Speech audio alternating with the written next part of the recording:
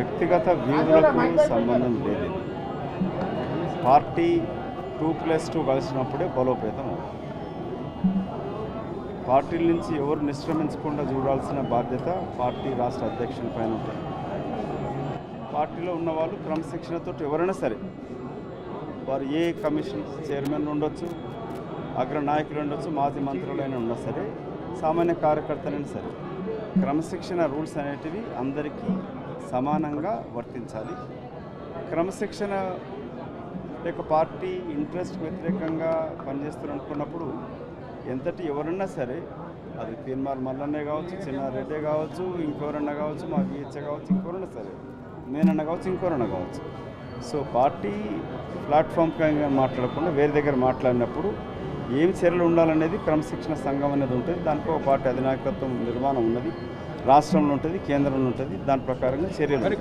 ఇక్కడ వ్యక్తిగతంగా ఏంది అనేది ప్రశ్న కాదు. ఇక్కడ ఎవరు పార్టీ నుంచి నిష్క్రమించినా నేను బాధపడతాను. కానీ పార్టీలో బీసీలకు న్యాయము, మిగతా వాళ్ళకు కూడా చౌకాసి నోటీస్ ఇచ్చింది. ఇంతకుముందు కోమటిరెడ్డికి ఇచ్చింది, గతంలో చాలామందికి ఇచ్చింది. వాళ్ళందరికీ ఒక న్యాయం, నాకు ఒక న్యాయం అని చెప్పి మళ్ళీ అన్నట్టు. దానికి సంబంధించి మల్లన్న అడిగిన దానికి జవాబు పార్టీ పిసిసి అధ్యక్షుడు, కమ్యూనిస్ట్ సంఘం చైర్మన్, ముఖ్యమంత్రి జవాబు చెప్పాలి. ఆయన లేవనెత్తిన అంశాలకి గతంలో మరి ఇన్ఛార్జ్ ఉన్న వాళ్ళు చెప్పాలి. కొందరిపైన చర్యలు నోటీసులు ఇచ్చి ఎందుకు తీసుకుర్రో లేదనేది పార్టీ నిర్మాణం ఉంది. మీరు వాళ్ళని అడగండి, వాళ్ళు చెప్తారు. నేను క్యాంపెయినింగ్ కమిటీ చైర్మన్ ఉన్నాను కాబట్టి దానిపైన నేను టిఫిన్ చేయదలుచుకున్నాను.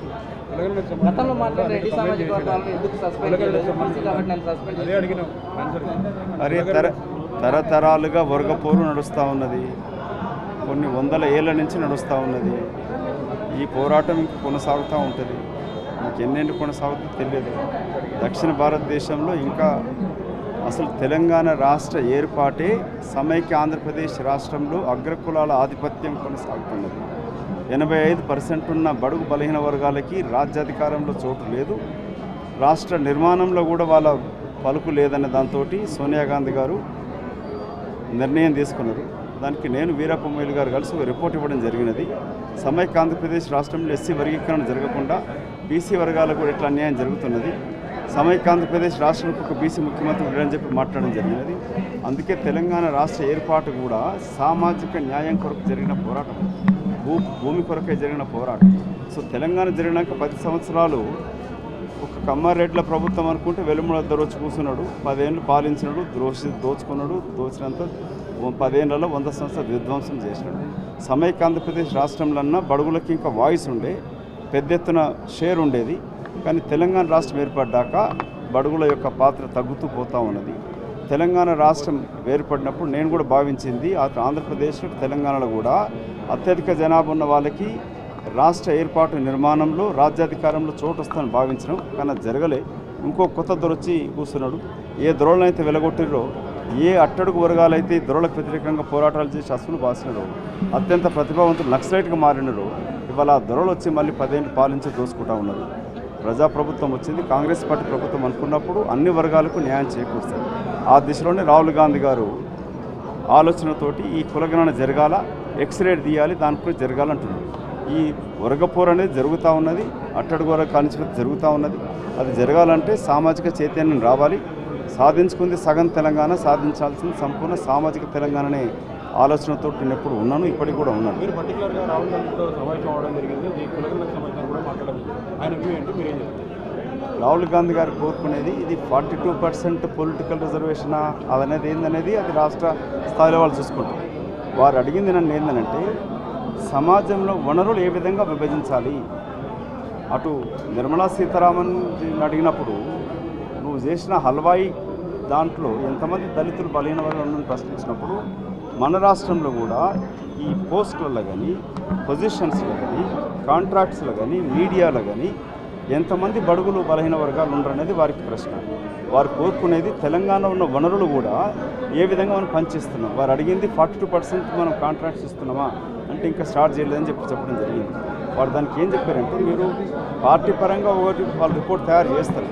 నన్ను ఆదేశించింది సమాజంలో ఉన్న మిగతా వాళ్ళు, ప్రొఫెసర్స్ కంచైలే కావచ్చు, జస్టిస్ శ్రీశ్వరయ్య గారు కావచ్చు, మిగతా వాళ్ళతోటి ఇట్లాంటి వర్గాలతోటి మీరు మాట్లాడి ఒక రిపోర్ట్ తయారు చేయమని చెప్పారు.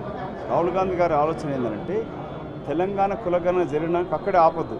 ఈ కులగణన జరిగిన తర్వాత ఏ విధంగా మనము సామాజిక న్యాయం చేస్తామనే రీతిలో తెలంగాణను ఒక ఐడియల్ స్టేట్గా తీర్చిదిద్ది దేశంలో ఒక నమూనా స్టేట్గా తీర్చిదిద్దాలని వారి ఆలోచన విధానంగానే రేవంత్ రెడ్డి గారు పనిచేస్తున్నారు. ఆ ప్రభుత్వం కూడా ఆ విధంగానే పనిచేస్తుంది, పాటించాల్సి వస్తుంది. తీన్మార్ మల్లన్న లేవనెత్తిన అంశాలకి ఆబ్జెక్షన్కి గతంలో ముఖ్యమంత్రి గారు ఇక్కడ ఇదే గాంధీభవన్లో కూర్చున్నప్పుడు వారిద్దరి మధ్యలో చర్చ అయింది. అసలు రేవంత్ రెడ్డి గారికి అత్యంత సన్నిహితుడు తీన్మార్ మల్లన్న. రేవంత్ రెడ్డి గారే పిసిసి అధ్యక్షుడు కావాలని చెప్పి ప్రచారం చేసింది కాంగ్రెస్ లేనప్పుడు కూడా తీన్మార్ మల్లన్ననే.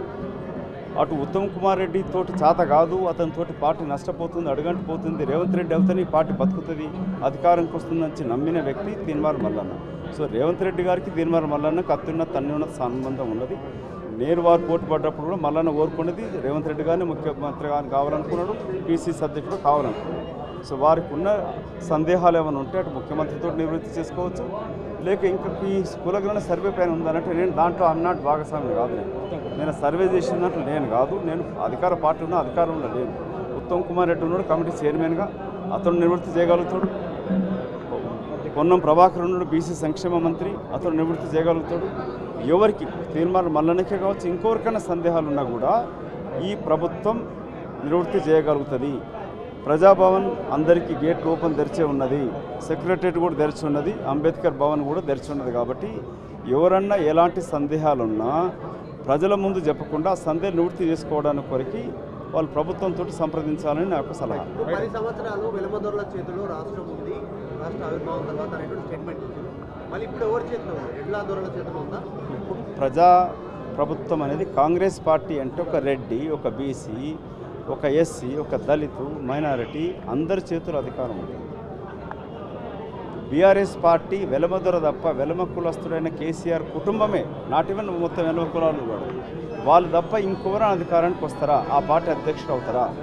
తెలుగుదేశం పార్టీ అంటే కమ్మ కులస్తుడైన కమ్మలందరూ కూడా కాదు, ఖాళీ ఎన్టీఆర్ సంబంధించిన ఫ్యామిలీ, చంద్రబాబు నాయుడు ఫ్యామిలీయే ఆ పార్టీకి అధినాయకత్వం వహిస్తారు. వాళ్ళు తప్ప ఇంకెవరన్నా మూడవ వ్యక్తి, మూడవ కులస్తుడన్నా ఆ పార్టీకి అధికారం చెలాయిస్తాడా, అధ్యక్షుడు అవుతాడా? అది కాంగ్రెస్ పార్టీలోనే ఈ అవకాశాలు వస్తాయి. నాకు వస్తే నేను బీసీకి న్యాయం చేసింది, ఎక్సీకి న్యాయం చేసిందను, నాకు రాకపోతే అన్యాయం చేసిందని అనేది పొరపాటు. ఆ విధంగా మాట్లాడు. బీసీల విషయంలో మాత్రమే షోకాజ్ నోటీస్ ఇచ్చారు, సస్పెండ్ చేశారు. రెడ్డిల విషయంలో సస్పెండ్ చేయట్లేదు అనేటువంటి చర్చ జరుగుతుంది. దానిపైన మధేష్ గౌడ్ ఏం చెప్తారు? ఈ ప్రశ్న మీరు పిసిసి అధ్యక్షుని అడిగితే వారు సమాధానం మీరేం చెప్తారు? బీసీ అరే ఇది ఎవరు దానికి నిర్ణయం తీసుకునేది? మధుయాస్కి పిసిసి అధ్యక్షుడు కాదు కదా. నేను పిసిసి అధ్యక్షుడు అంటే దానికి సమాధానం చెప్తాను.